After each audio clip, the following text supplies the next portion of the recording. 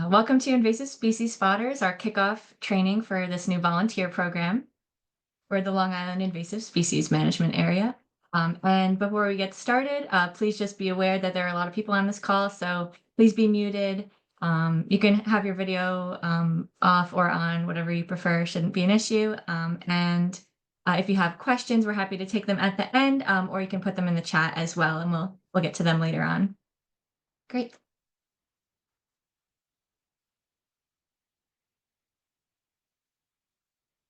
So I'm Cassidy Robinson. I'm joined today by Abby Marino, and we're going to be giving you the info on invasive species spotters today. So this is our new volunteer program. The goal is to empower the LIISMA community to locate priority invasive plants and report them around the region. Volunteers will work independently and receive guidance from us, learn to identify the highest priority invasive plants in the region, scout trails and parks for priority species, and report presence and absence on this app called Survey 123.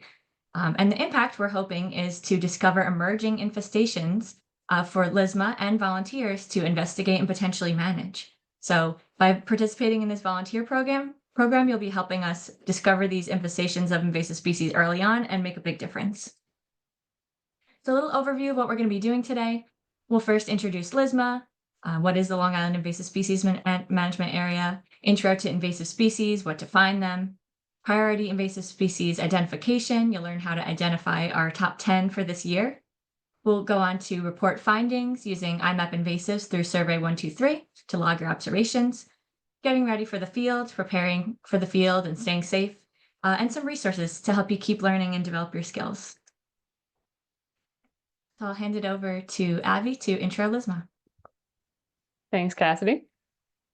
So what is LIISMA? LIISMA is the Long Island Invasive Species Management Area, and we're a group of organizations working together to reduce the threat of invasive species and protect local ecosystems in parts of New York City and on Long Island. So our area spans from Staten Island all the way out to the South and North Forks. And we're funded by the Department of Environmental Conservation, also hosted by the Long Island Native Plant Initiative. Next slide. LIISMA is one of 8 partnerships for regional invasive species management that cover all of New York State. So New York is actually pretty unique in the sense that we have these partner organizations that cover the whole land area of New York, and they function similarly to us in bridging a lot of organizations, prioritizing invasive species, coordinating management, also educating partners like we're doing right now and educating volunteers.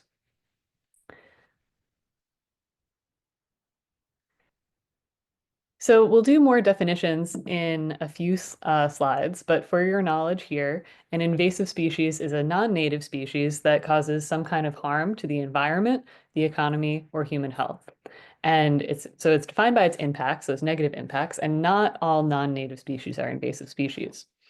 So here on Long Island in the LIISMA region, we have over 700 invasive species that are either in the region or nearing the region. That includes things like plants, insects, animals, even marine species. Today, we're just going to focus on plants, though. With all those impacts that invasive species bring, it's easy to focus on the negative. But actually here at LIISMA, we focus a lot on what we're protecting. We focus on the positive. And today, you're helping us do just that. Next slide. Long Island is actually one of the most biologically diverse regions of New York State. Believe it or not, we have a lot of population here, we have a lot of houses, a lot of development, but we still have a lot of biodiversity. From the beaches to upland forests, wetlands, remnant plains, maritime shrubland, and rare ecosystems like coastal plain ponds, that ecological diversity, even though it's fragmented, translates to a lot of biodiversity, and that's really worth protecting to us. Next slide. Now, with all that biodiversity and with all the invasive plant and animal species that we have here, where do you begin? Well, we prioritize in 2 ways, by species and by site. Next slide. Let's start with the sites. We have 12 invasive species prevention zones. Those are the areas in purple, which are large parcels of land with few invasive species, and we want to keep them that way. They're also grouped into ecologically similar areas that we call management complexes, and those are just orange areas. These areas in general have high biodiversity, including some rare ecological communities and rare species within them. So it's worthwhile to us to be preventing invasive species from getting in there and managing them when possible. Next slide. Now, let's move on to prioritizing by species, which I think is the most relevant to this webinar here. So this graph illustrates the importance of finding and managing new infestations before they spread and become well established and when control is still feasible. So going from the bottom to of this graph to the top, the area infested increases as we go up the curve, and the control costs also increase.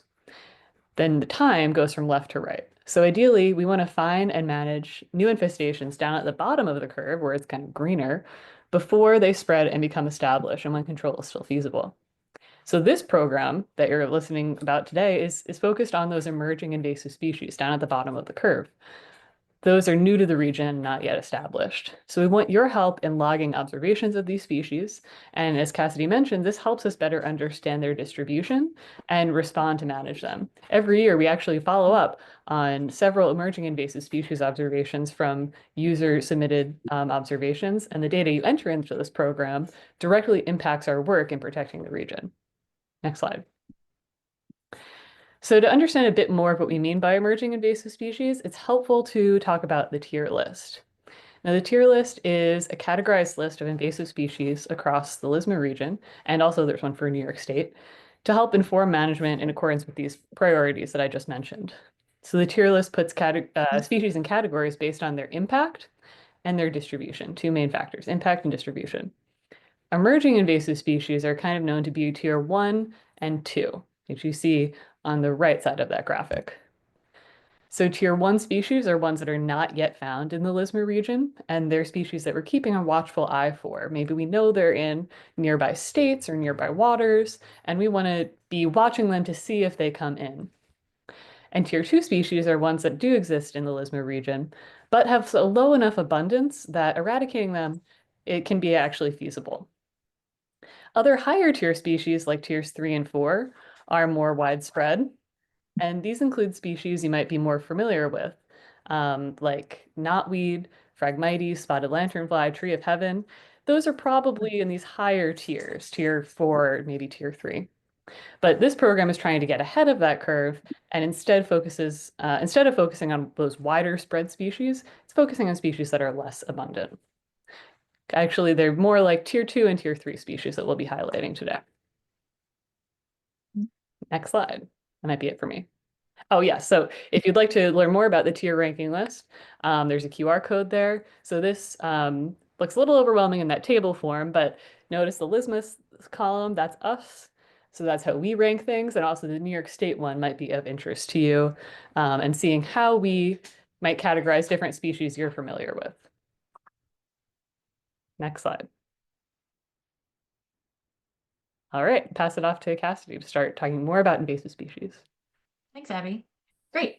So what defines an invasive species? Let's do some comparisons. So to start, native species are those that have developed over hundreds or thousands of years in a particular region or ecosystem. There's a little acorn next to this one representing oak trees and other native plants. We also have non-native species that are introduced to a new place where they're not previously found. And many may have a beneficial or neutral impact. Little orange slice next to it representing some agricultural products. Typically, we'll bring these in. They'll have a benefit to the economy, to quality of life, and they're not really typically going to spread into natural environments. They're kind of cultivated and controlled. And invasive species specifically are non-native species that do harm the environment, the economy, or human health. And that's a little bamboo icon there. We all know bamboo and how aggressive it can be. And there's also neo-native species, and those are range-shifting species that may establish beyond their historical range. So how do invasive species spread? Possibly through landscape and aquarium dumping, invasive seeds sticking to boots, tire treads, tools, and equipment, by people transporting firewood in and out of a region, planting invasive species directly. A lot of our invasive plants come from the horticultural trade, and are often invasive for many of the same reasons that we like them for our gardens. They're hardy, insect resistant, frost resistant, things like that. And invasive species are also spread through recreational activities such as fishing or hunting. So lots of human activity if you're noticing a trend. And what are the impacts of invasive species? They cause competition. They compete with native species for natural resources, causing economic damage, impeding recreation, damaging agriculture, and will often become costly problems for landowners or land managers. They cause habitat loss.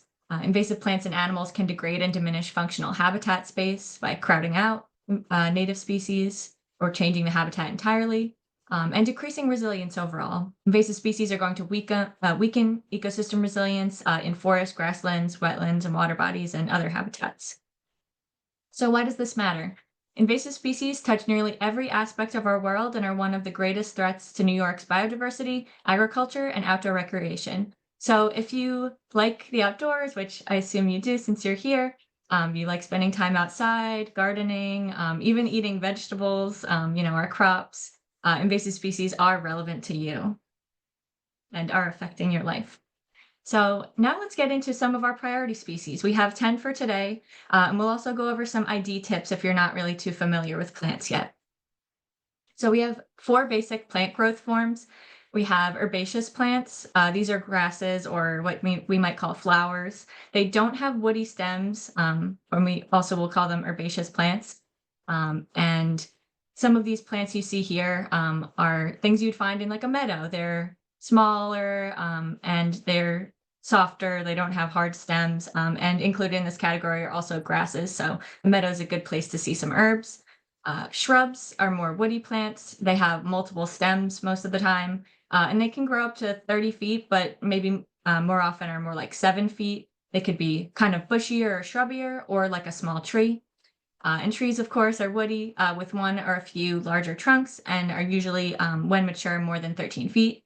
And vines can be woody or herbaceous, and they'll usually climb on top of other plants or on the ground for support.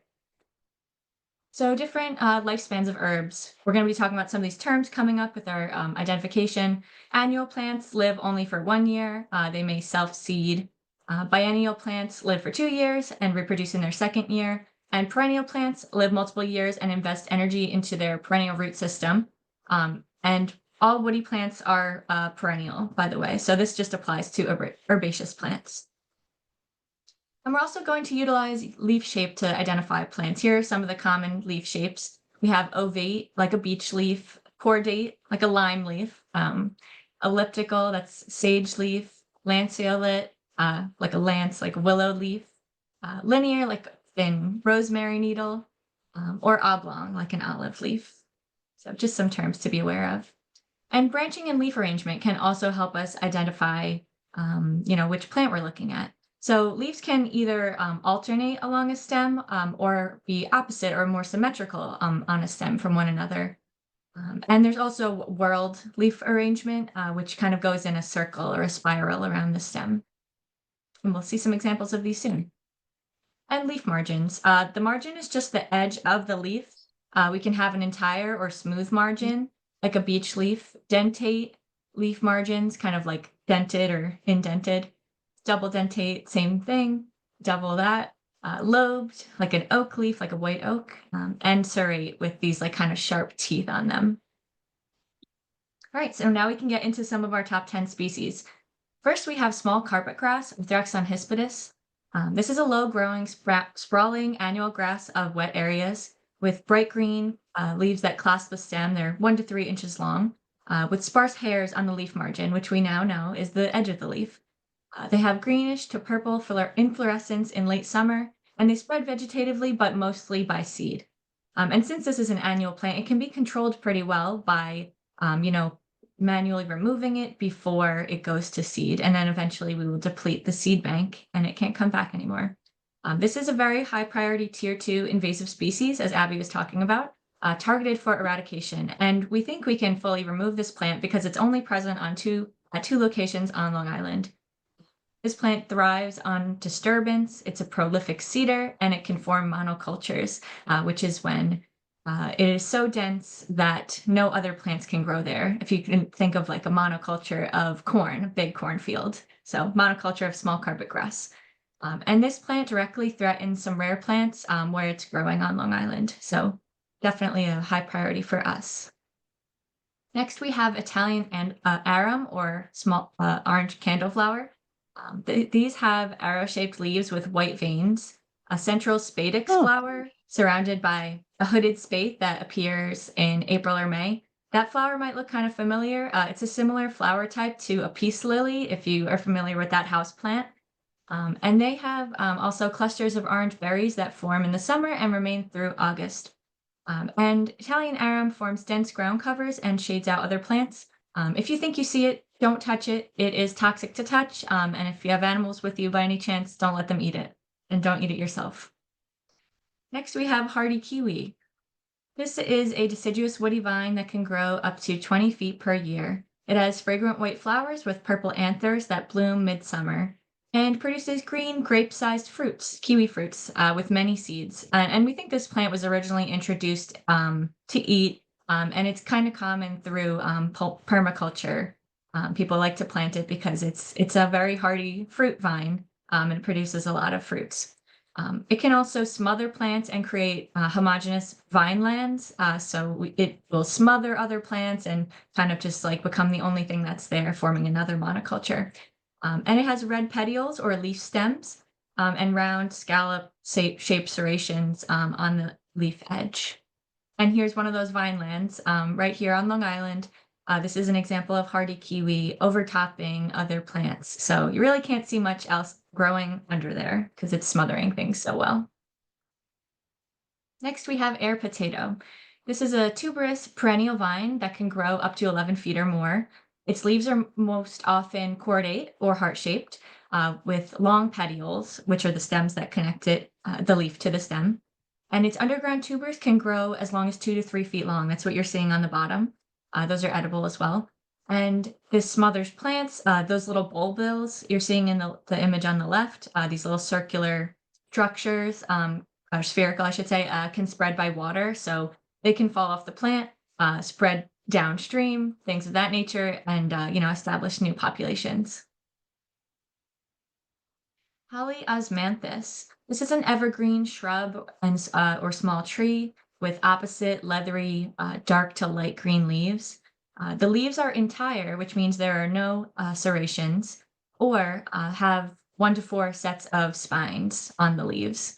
So kind of looking more like a typical holly leaf shape with those serrations in most of these photos. And then the one in the top middle you can see has no serrations or spines. And they may also be variegated. And this plant threatens ecosystems because it's highly adaptable. It can grow in a lot of different places and kind of shade out and outcompete other plants. And you can kind of see here that opposite leaf arrangement. That's going to be one of the most distinguishing factors to determine if you're looking at Holly osmanthus because it has those opposite leaves, whereas our native holly do not. And you can also see the different leaf morphology here with the spines and with the no spines. all right. So I'll finish off the last five of our species and just also want to jump in to say that if this is going fast, don't worry because this webinar will be recorded on our YouTube channel and we're going to give a help reference guide for a lot of these for all of these species. So don't worry, there will be more resources for help. So our last five, Julianus barberry. You might be familiar with this species' cousin, red barberry or Japanese barberry. And this is an evergreen shrub with whorls of serrated, leathery leaves. We mentioned that leaves can be arranged like alternate, opposite, and whorled. So this one's the whorled one, where the leaves kind of go all the way around the stem. And the leaves are longer than the rounded red barberry leaves you might be familiar with. Um, the stems also have spines at each node. So just like red barberry, this one also is very thorny and spiny. You can kind of see those red spines that poke out from where the leaf meets the stem. In the spring, actually this time of year, it has bright yellow flowers and berries that persist into the fall. Another common name for this is wintergreen barberry because you'll see the species with leaves into the winter. And that makes this a great one to look for any time of year. Next slide. Our next species is water lettuce. So here's an aquatic plant that is often introduced into ponds from people dumping aquariums. The good news is that this species looks pretty unique. There's no other aquatic plants that really look too much like it, and its name helps. It looks like a head of lettuce that is floating in the water. So this is a free-floating plant. It's kind of unique. It forms a rosette where the leaves are all kind of coming together like a rose sitting on the water. And it has feathery roots that extend 32 inches below the water. Sometimes it could also be seen on shorelines, like muddy shorelines. We've seen it around here. The leaves are also thick and ridged, sorry, and a dull light green or kind of like a yellow green with short velvety hairs. This is a species that can really impede recreation if it grows densely. So imagine having to paddle through something like a lot of thick plants. It can make it really difficult. Since this is an emerging invasive species, we can prevent it to getting to that point. Next slide. Our next one is sapphire berry. This is a tier 3 plant, which means that it's prioritized for containment. So we kind of know it's more common in the area than some other ones, but we still want to keep it from spreading to our highest priority areas with high biodiversity. So this one might actually be easier for you guys to find, um, like perhaps on the North Shore. This is a deciduous shrub that can be up to 15 feet tall. Deciduous meaning it's shedding its leaves at the end of the year. And it has alternate leaves. So you can see they're arranged kind of, on the stem like that. And they're oval shaped they're a little bit wider towards the tip of the leaf than compared to the base. And the leaves have deeply ridged veins. So it almost looks like they're kind of etched in there. Um, and in between the veins is more like raised. So there's a lot of texture on it with tiny hairs along the veins on the underside of the leaf. In May to June, there's white five-petaled flowers that emerge with many stamens, so it kind of looks like a fuzzy kind of inflorescence. And that's what you'd see this time of year. And those flowers give way to blue sapphire-colored berries in the fall that are slightly oblong and about the size of a pea. So definitely those berries make it very distinctive, and that's probably the best time to observe this plant in May to June. Now we'll finish this off with two wetland plants. This one is called yellow garden loosestrife. And maybe you've heard of purple loosestrife. So here's another similar species to look out for there. It's a perennial herbaceous plant growing in wetlands. Remember, perennial meaning kind of growing back every year from the roots, the root system. It has five-petaled yellow flowers with a reddish-brown margin. I don't see the margin on here, but they on the edge of awesome. There it is. On the edge of the leaves that are around the flower buds, it looks like it's outlined in red, kind of like eyeliner or something. So that is distinctive about this plant that other similar yellow flowering plants won't have. So if you're ever wondering, try to look under that flower and see if there's a little red outline. It grows up to 6 feet tall, 3 to 6 feet tall with hairy stems. It has opposite leaves or whorled. So again, the leaves could be going all the way around the stem. And this one, an impact that it would have is displacing native vegetation in sensitive wetland habitats. So on July 12th, you guys are all invited, we'll talk about this at the end, to visit a population of this in Suffolk County. Next slide. And our last one of the 10, this is another tier 3 species prioritized for containment, is only known on one side on Long Island, and we like to keep it that way. This is perennial pepperweed, and it's an herbaceous plant that regrows from its roots every year, perennial. Its leaves at the base have long petioles, or the stem that's connecting the leaf to the stem, and the leaves are serrated. They're alternate on all the stems, and the stems can grow up from 3 to 8 feet. The leaves get smaller as you get higher up on the stem, closer to those flowers. If you're familiar with the native plant marsh elder, there can be some similarities on the outside because they grow in similar habitats and have a similar looking leaf. When they do flower, they have a dense cluster of white flowers that from a distance kind of looks like a cloud hovering on the wetland. And next slide. Yeah. So as I said, that's all 10 species, and we'll be preparing and sending you reference information for all these species. And this will be recorded with the slides. if you ever want to reference it. All right, so now that you know how to identify these species, here's how you can tell us about them if you find them. And I'll walk through a few slides describing the steps, then Cassidy will go over the same steps in a screen share demonstration recording. So you'll get to hear it twice. If you miss anything, you have two chances to hear these instructions. Next slide. So in this Invasive Species Spotters program, we're going to use a survey on the app called Survey 123 that sends data to iMapInvasives. First, you're going to start by searching ArcGIS Survey 123 in your app store. And this app is free. You do not need an account. It might ask you to sign in with an account, but make sure you hit continue without signing in because for the purposes of this program, you don't need an account. And if you do happen to have an ArcGIS Online account through your work or for yourself, you can use it. So it doesn't make any difference, but you don't need an account. Next slide. The next step then is getting the iMapInvasive survey into that app that you just downloaded. So if you'd like, now you can scan that QR code on your phone, but we'll also have it at the end if we're not in the mood to do it right now. And this link should prompt you to open up the survey inside the Survey 123 app. And the next step is making an iMapInvasives account. This is free, will always be free. And if you already have an account, that's great. If you don't have an account, it's a great time to make one. It gives you access to upload observations of invasive species and also access all the data in the iMapInvasives database. This is a program that's used by professionals and by the public for tracking observations of invasive species. Also, if you're a professional, you can track treatment data and record not detected species. So, yep, perfect. And lastly, once you make an account, you'll want to know what your iMapInvasives ID number is. This is your unique user identifying number that the survey will ask for, and we'll walk you through how to get this.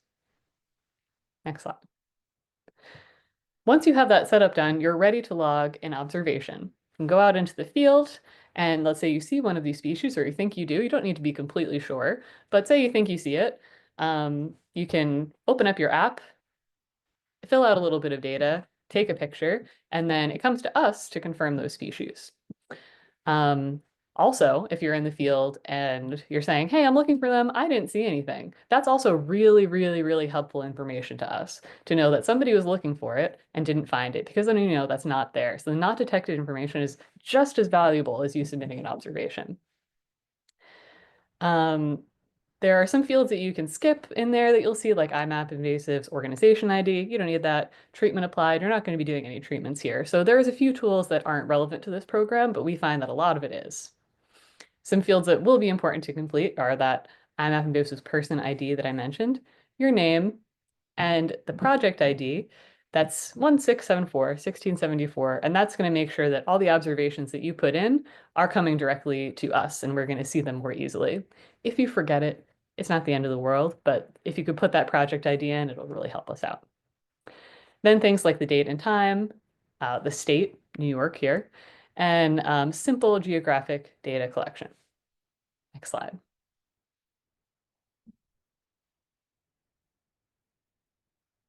So that's going to put down a point where you are, and you can fill out some information about the place that you're exploring. It's totally your choice where you want to go, but we'll also have a map that can direct to where you might be more, it might be more likely to find some of these species.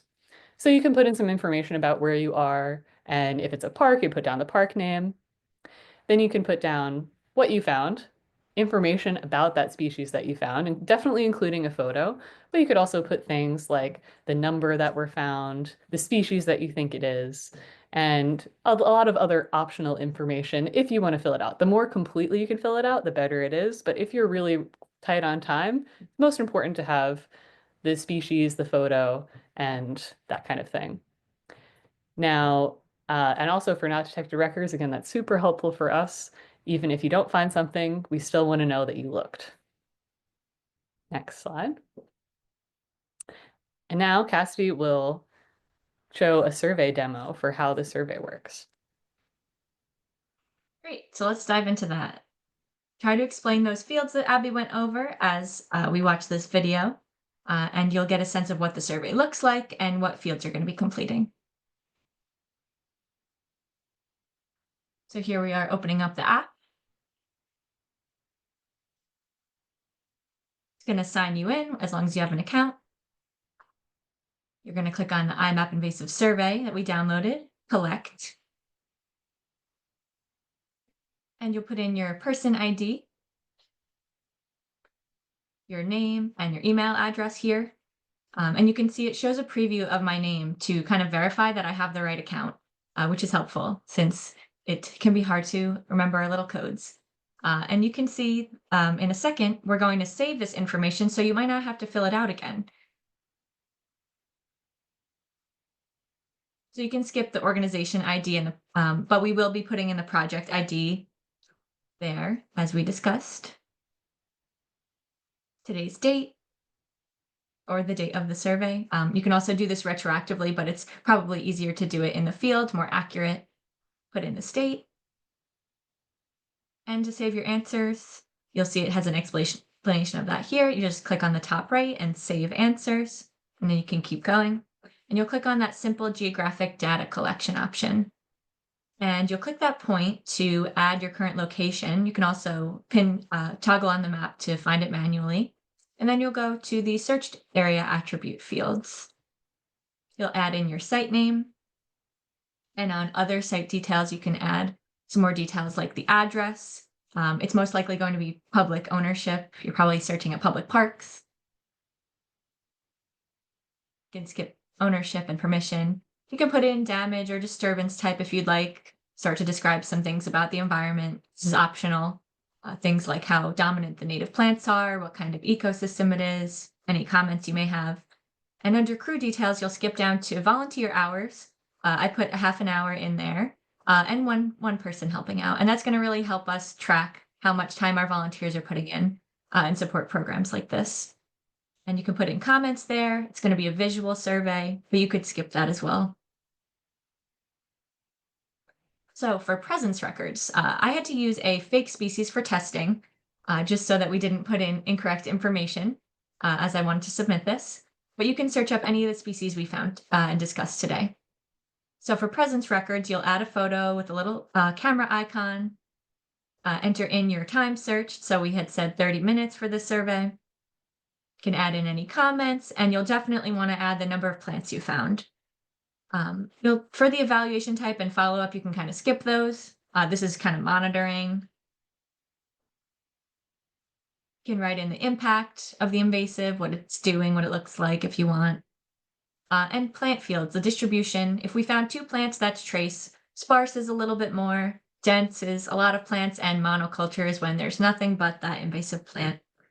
Percent cover fields, that's another way to describe the density. You could skip that or include it. And phenology is the life stage. So if it has seeds or fruits, or if it's just vegetative, meaning just leaves. And then the next important category, if you didn't find any invasive plants that day, is not detected. And you can also add another detected species with that plus sign there. So we're doing another example species on the not detected records.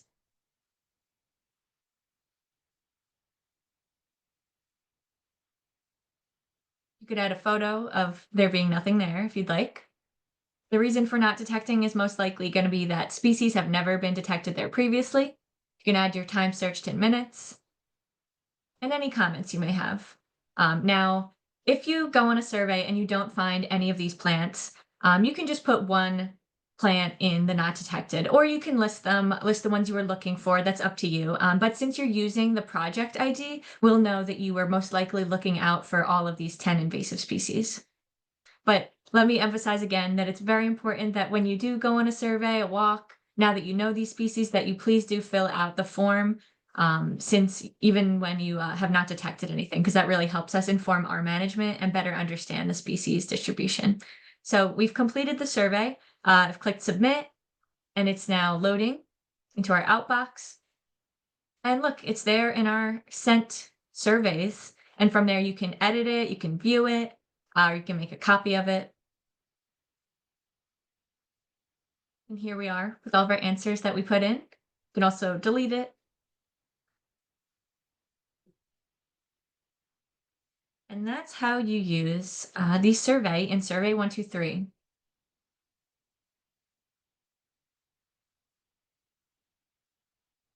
So we'll also have write-ups of this, showing you in writing, in detail, what categories you're going to fill out, and some reminder steps for setting up the app for later as well. So next we'll go over getting ready for a survey for a field visit, being prepared and staying safe. So start off by packing the essentials: sunscreen, bug spray, water, highly recommended, and closed shoes and long socks will help protect you from ticks. And optionally, but helpful, boot brushes. You can see this person using a boot brush station to clean invasive seeds potentially off of their boot. They also make handheld ones, which we might have at some in-person events to give away. Or you can also use a decommissioned toothbrush to just clean off your shoes and prevent the spread. We also recommend bringing into the field a printout of that invasive ID fact sheet we've been talking about. That will be coming soon. And you can bring a field guide or the iNaturalist app if you want assistance with ID. Maybe you want to confirm that you think it's the invasive species you saw, or you're just interested in learning other species as you go, native or invasive. And sometimes it can be fun to have a hiking buddy. So if you haven't seen poison ivy, we definitely would like you to be aware of this. Leaves of 3, let them be. They can have these kind of teeth or serrations on the edges. They may be on the ground or climbing up trees. And they also have these hairy vines. So don't touch any part of the plant and you'll be okay. And if you do think you came in contact with it, wash your hands or rinse your hands as soon as you can. And they also make this product called Technu you can use to remove the oils from your skin if you think you came in contact with it. So definitely keep an eye out. Also ticks.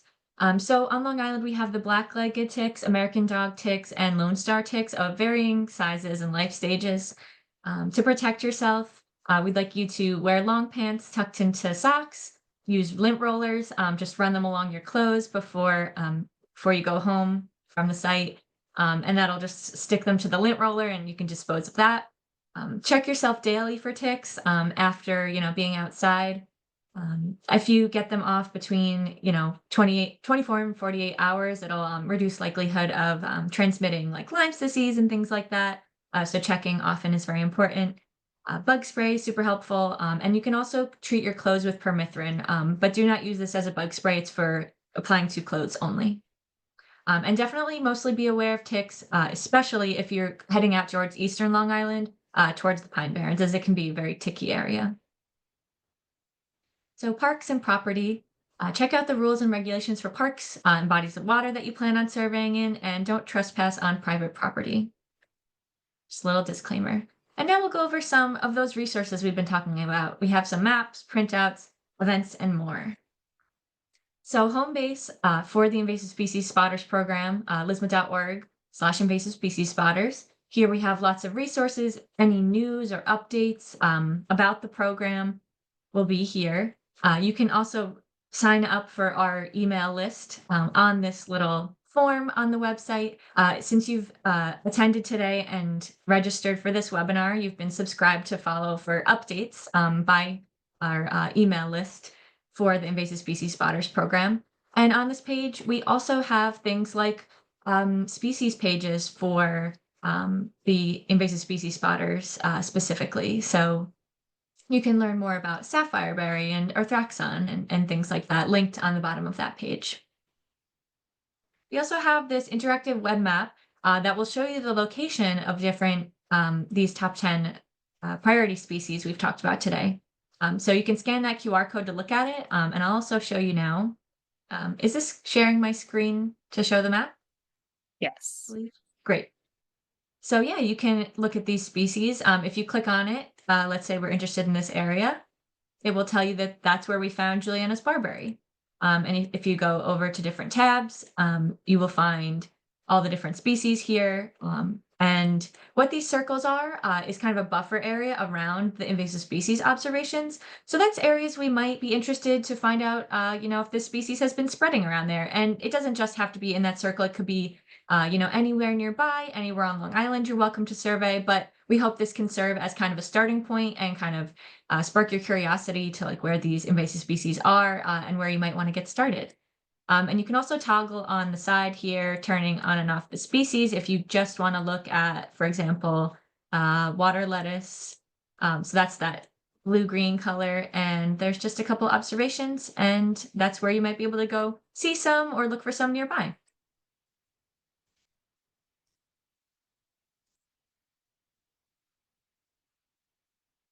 And we have some things coming up soon to support this program.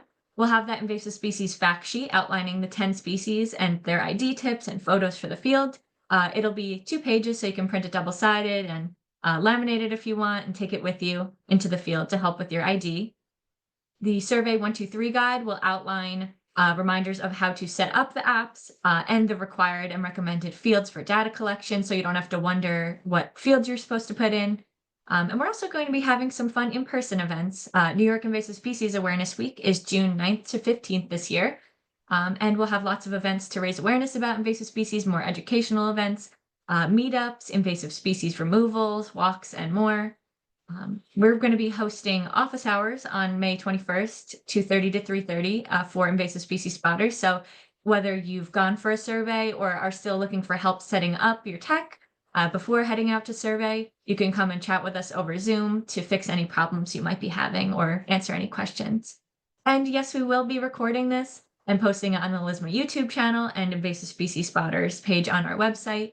And all of these details will go out in the volunteer bulletin I mentioned. So look out for some of these things in the next few days. And looking ahead, we'd like to have some volunteer appreciation events and prizes and giveaways to celebrate your hard work, helping us with invasive species detections. And each year we're going to be adding new species to this list. So if you're looking for a new challenge, it's not just these 10. I hate to break it to you, but we have lots of invasive species to choose from. And if you're looking for a new challenge, you can add year after year to your repertoire of emerging invasive species. So stay tuned for those. We'll be doing another one in July, going over the same species. There'll be more information about that in the bulletin, but new species will come next year as well. And we're going to develop a feedback form as well, so you can let us know how this program is going and ways you'd like to see it grow. So that's it from us. We've put the instructions for getting set up here. We have lots of time left, so you can follow these steps, get set up. You can contact us at invasive@lisma.org by email, and we're happy to take any questions now as well. Thank you.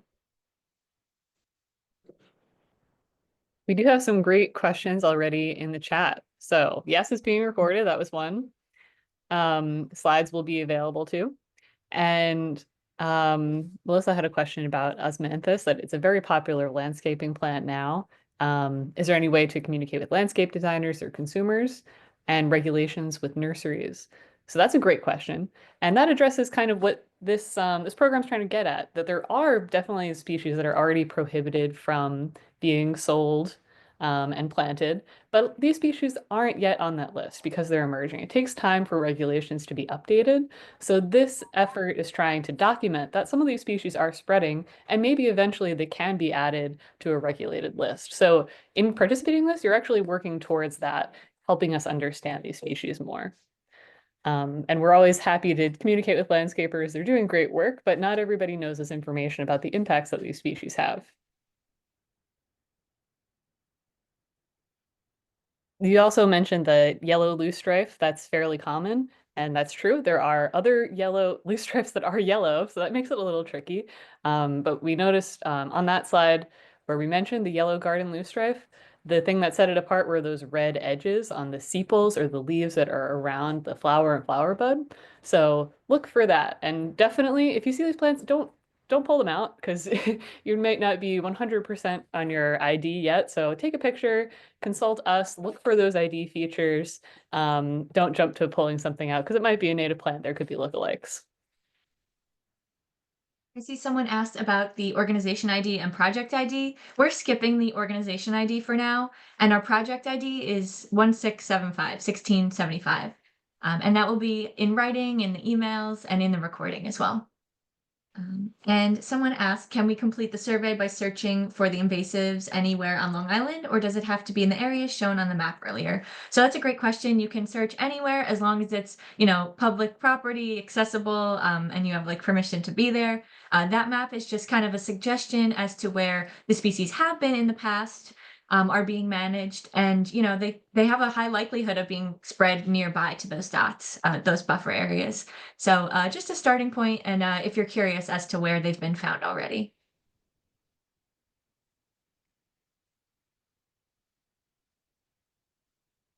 If there are any other questions, feel free to put them in the chat too. At this point, if you do want to unmute yourself to ask a question, you can do that as well.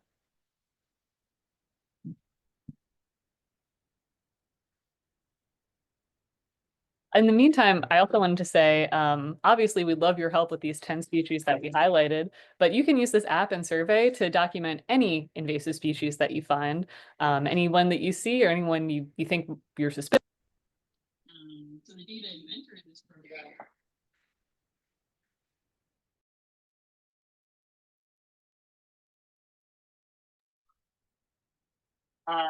directly impacts our work in protecting the region. Sorry if there's an interruption in the sound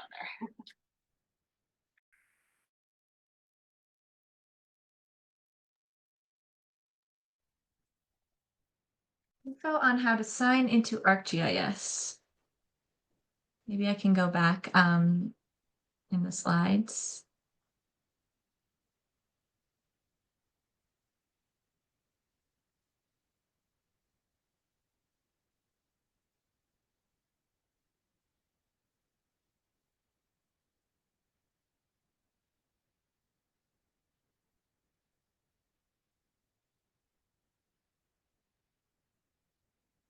So after you download the ArcGIS Survey 123 app, you don't actually need to sign into ArcGIS. You can continue without signing in. Some people may already have an account, and if you don't know your password or something, you can retrieve that online as long as you have like a backup email, most likely. But you can usually continue without signing in. And this is probably the recommended method for most people, as most people don't have ArcGIS online accounts, so this will be the most user-friendly method too. Are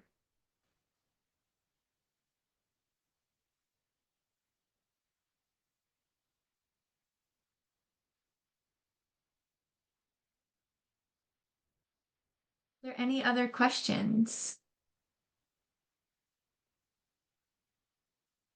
Feel free to take some time to set up the app. I can put those instructions back up, or get back to us with any questions you have, trouble setting up, anything like that. And you'll all be in the loop for these updates and upcoming resources.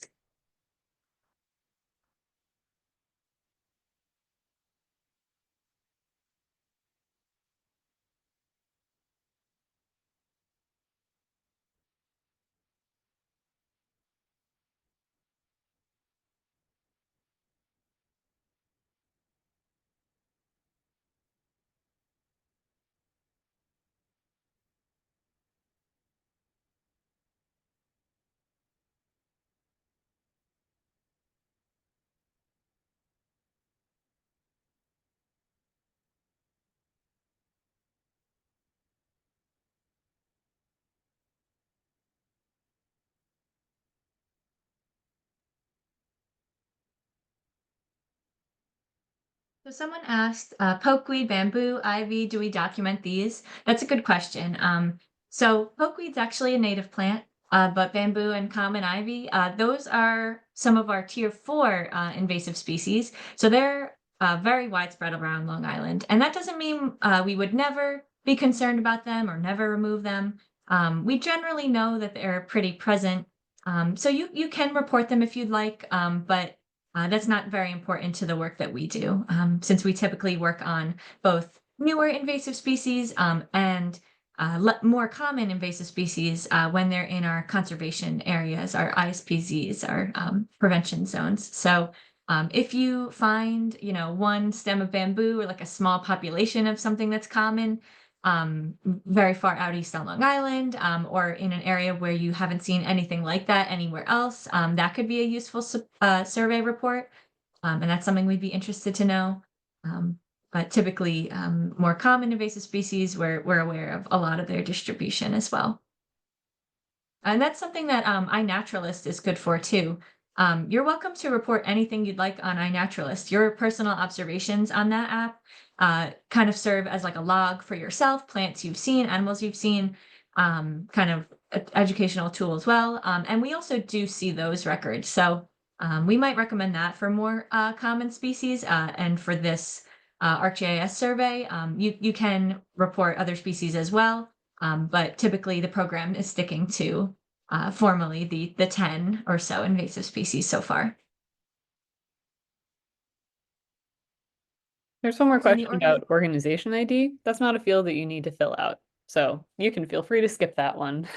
I could give you a number, but I don't want you to need to remember it. So don't worry about it.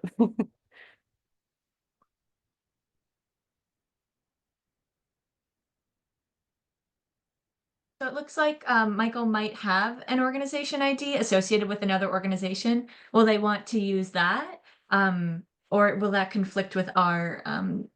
organization? No, you Yeah, can use your, if you have another organization ID, you could use it. good. I would just suggest to still use our project ID so we can also access the data and, kind of look at it in a way that's helpful to us. That would be great. Good point.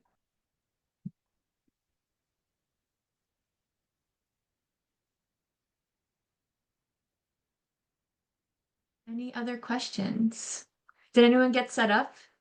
Everyone set up already? Having difficulty downloading the map onto ArcGIS without signing in. So the map is just a tool for everyone to view online. I don't think you're going to be able to download it if you're talking about the web map.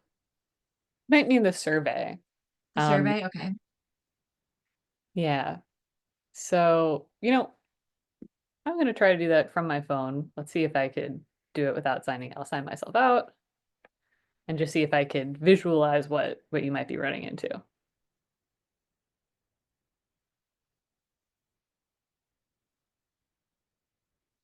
Okay, so I'm going to scan the QR code.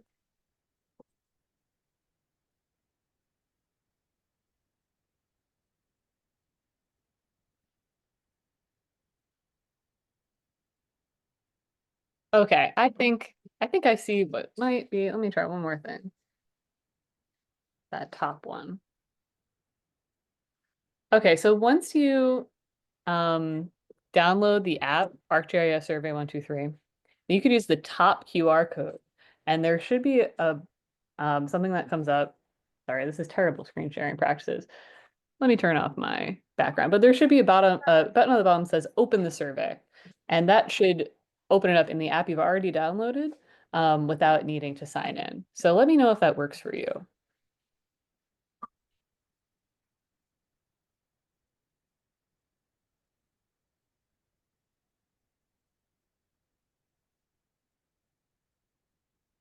And Michael, you say you have an IMAP account, and so this ArcGIS gets filled for every survey. Maybe you're talking about how you can paste in favorite answers, and that's something you can definitely do before every survey, if that's what you mean. So you can save that information. Then there's a little star in the top that says save favorite answer, so you don't need to type in your name every time and your organization ID every time. You can click paste from favorite answers to do that, to get one skip ahead the next time you go into the field.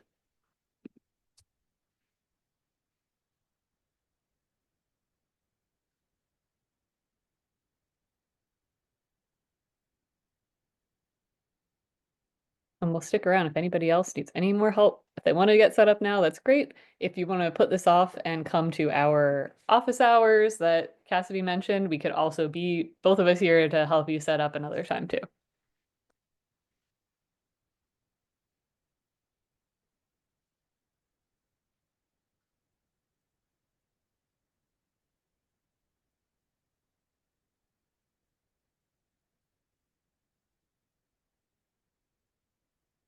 So there will be instructions on the website very, very soon. In the next couple days, we'll put this on the website. There'll be an email with the recording, with these instructions, all of the important information. but I can go back to the screen if you're doing this now. Go back to the screen with different instructions. If there's a specific place you want it to see this written, like maybe the required fields.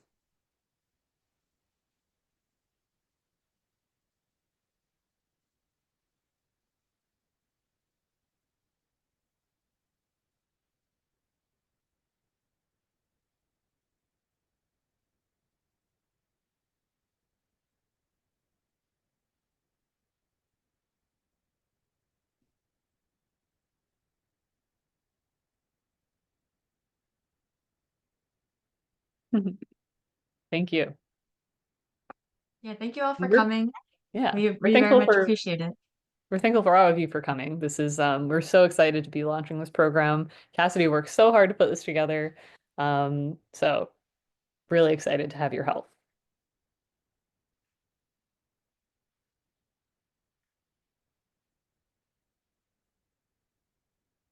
All right. Cassidy, do you want to wrap it up? Yeah. All right. So yeah, we'll send out those follow-up resources. Once again, thank you all for coming. And we will see you soon. Thank you.